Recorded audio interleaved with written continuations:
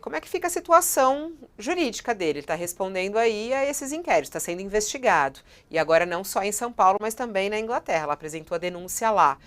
E pelo que a gente vê, ela apresentou, e o Pedro e a Beatriz tiveram acesso a essas provas, né? Está documentado, inclusive, né? Fica difícil para ele conseguir escapar disso ou não, Isabela? Fica assim, Fabiola, além da gente ter as evidências dos machucados, né, e dos sangramentos que ela teve durante a gestação, e a gente também tem e as conversas, né, entre ele, em que ele pede desculpa, em que ele fala que não vai se repetir. Então, ele tem sim, embora não tenha para a imprensa uma confirmação das agressões entre eles, está confirmada. E existe uma outra camada que eu vi, né, na matéria que foi feita, que havia uma comunicação dela, se eu entendi bem, foi com a mãe, né, ou com alguma pessoa aqui dela, aqui do Brasil, em que ela escreve, né, que o Anthony bateu nela e ela tá voltando para o Brasil no dia seguinte. Ela também fala isso, acho que para a gente, né, de viagens, que vai comprar passagem para ela voltar para o Brasil.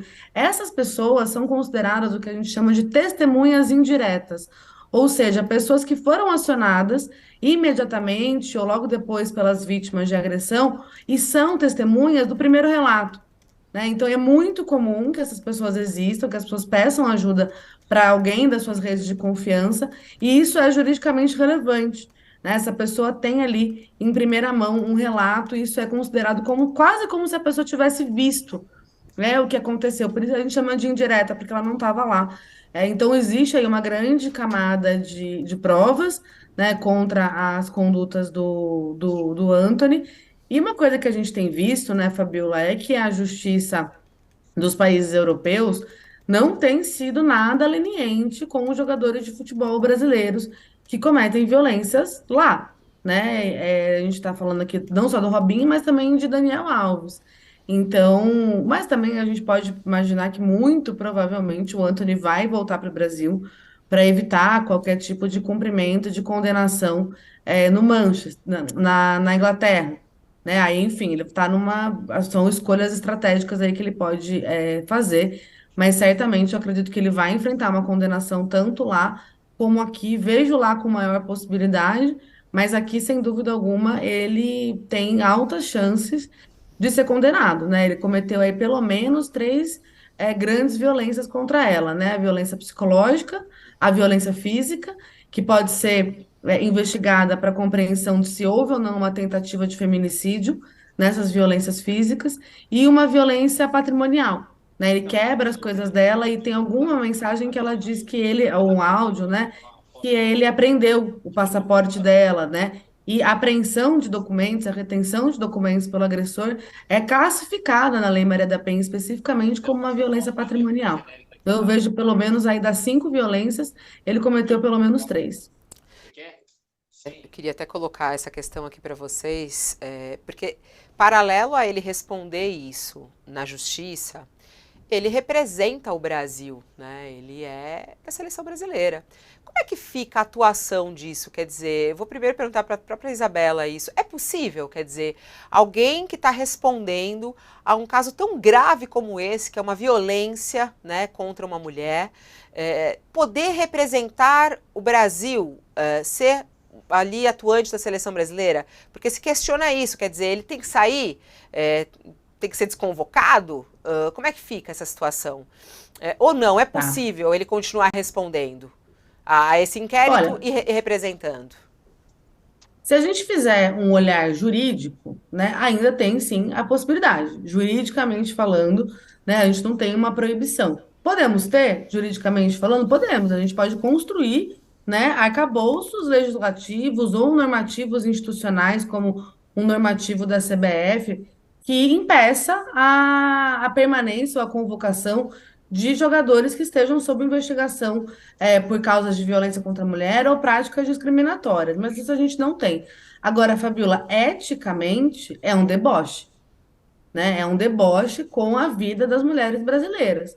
A gente viu, tem uma coluna agora, né, da Miri Lacombe, ela fala muito sobre isso, né, o quanto que a CBF e o técnico da seleção brasileira, eles estão pouco se importando com a integridade das mulheres, com respeito as nossas vidas, né? Não só o respeito à Gabriela em si, a vítima desse caso, mas uma falta de respeito com todas nós.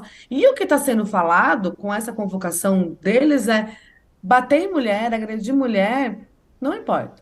Não consideramos no mundo do futebol masculino brasileiro isso um problema. Infelizmente, né, Fabiola, não é só no futebol brasileiro, haja visto que a gente está vendo acontecer na Espanha, né, com a importunação sexual durante a entrega da premiação da Copa do Mundo para jogadoras espanholas, né?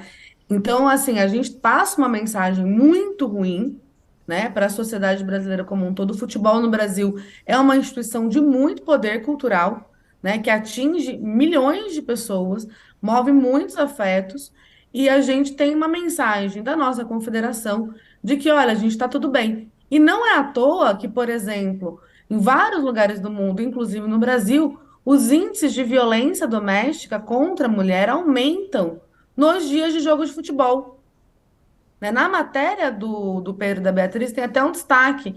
O Manchester foi mal, né, num determinado jogo, ou ele vai indo mal no Manchester, e ele descarrega, né, a sua frustração na Gabriela. Né? Isso é clássico, clássico de acontecer, infelizmente. E eu acredito que o que a gente precisa ter é uma resposta, tanto legislativa, mas principalmente institucional, da CBF. A título de exemplo, Fabiola, para não me alongar muito aqui, a OAB Federal emitiu um entendimento em 2019 que homens acusados, não precisa nem ser condenado, mas homens acusados em investigação por violência doméstica não podem se tornar advogados. Podem passar na prova da OAB, mas eles não têm um requisito de idoneidade moral, que é um requisito essencial para você ser uma pessoa portadora, né, cadastrada, inscrita nos quadros da OAB para poder exercer a advocacia. A CBF pode muito bem estabelecer um regramento como esse, né? Jogadores e jogadoras acusadas de agressão e acusadas de práticas discriminatórias ou outras violações de direitos humanos não podem jogar, né? Agora a questão é, a gente sabe que infelizmente no mundo do futebol, posições conservadoras, fundamentalistas religiosas, né, e discriminatórias são a regra. Então a gente precisa que a CBF se comprometa a um processo de transformação cultural, né, da sua equipe técnica, da cultura do futebol no Brasil, e se preocupe também com Uhum. estratégias de reparação para pessoas que são vítimas, né, especialmente mulheres e pessoas LGBTs, que costumam ser as principais vítimas quando a gente olha para o contexto de futebol.